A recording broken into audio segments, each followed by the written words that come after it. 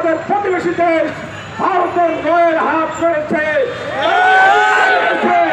তারাই পরিকল্পনা করে আমার মুসলমান ভাইদের হত্যা করেছে। পরিষ্কার কথা, প্রধানমন্ত্রী আপনার মুসলমানদের ভোটে ক্ষমতা এসেছেন। আমি আপনাদেরকে আজকে সমাবেশ থেকে পরিষ্কার বলব, আগামী 24 ঘন্টার মধ্যে ফরিদপুরে আমার মুসলমান ভাইদের যারা হত্যা করেছে এদের গ্রেফতার করে দৃষ্টনীয় শাস্তি ব্যবস্থা করতে হবে।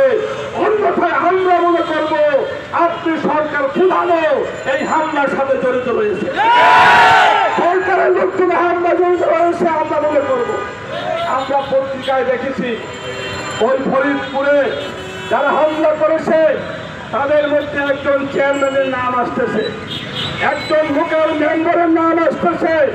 তারা কেন গ্রেফতার হয় নাই? আজকে পুলিশ ভাইরা বলে তাদেরকে গ্রেফতার করার চেষ্টা করা হচ্ছে।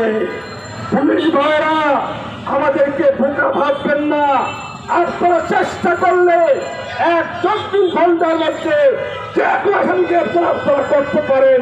আমরা দেখেছি আপনাদেরকে আজকে ফরিদপুরের সেই চিহ্নিত চেয়ারম্যান এবং এই মেম্বার সহ এই সমস্ত উগ্র হিন্দু সন্ত্রাসীরা আমার ভাইদেরকে হত্যা করেছে।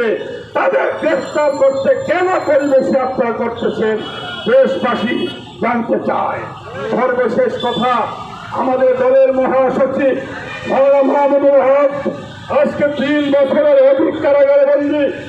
আজকে সমাবেশ থেকে সরকারের কাছে দাবি জানাবো অবিলম্বে দ্রুত মামুন সাহেবের মুক্তির ব্যবস্থা করুন। আপনারা ভালো থাকবেন, দেশবাসী ভালো থাকবে, অন্যথায় আপনাদের পতনের জন্য জনগণ দেশে আন্দোলন শুরু করবে।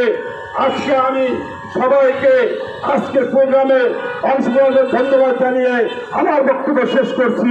খোদা হাফেজ। বাংলাদেশ জিন্দাবাদ।